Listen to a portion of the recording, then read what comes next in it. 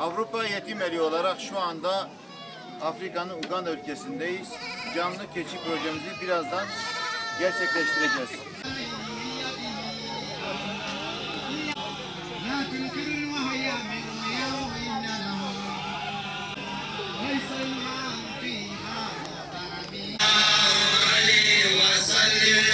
Uluslararası Yardım Kuruluşu Avrupa Yetim Eli olarak şu anda Afrika'nın Uganda ülkesindeyiz.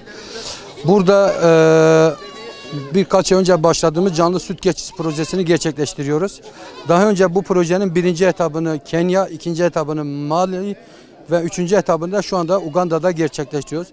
Burada 120 aileye inşallah canlı süt keçisi vereceğiz. Niye canlı süt keçisi? Çünkü buradaki keçilerin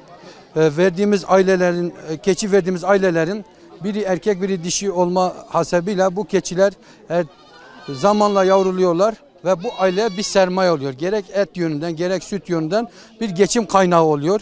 Bir nevi Avrupa Yetim Eli olarak bu mağdur coğrafyada bu insanlara balık tutmayı öğretiyoruz.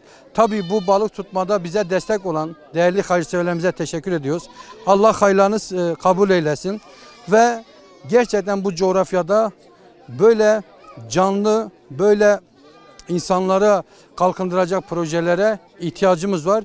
İnşallah ileriki aşamalarda bu canlı süt keçisi projemiz senenin 365 günü devam edecek ve çeşitli Afrika ülkelerinde de bu projeleri hayırseverlerin bağışlayacak hayırlara göre de gerçekleştireceğiz inşallah.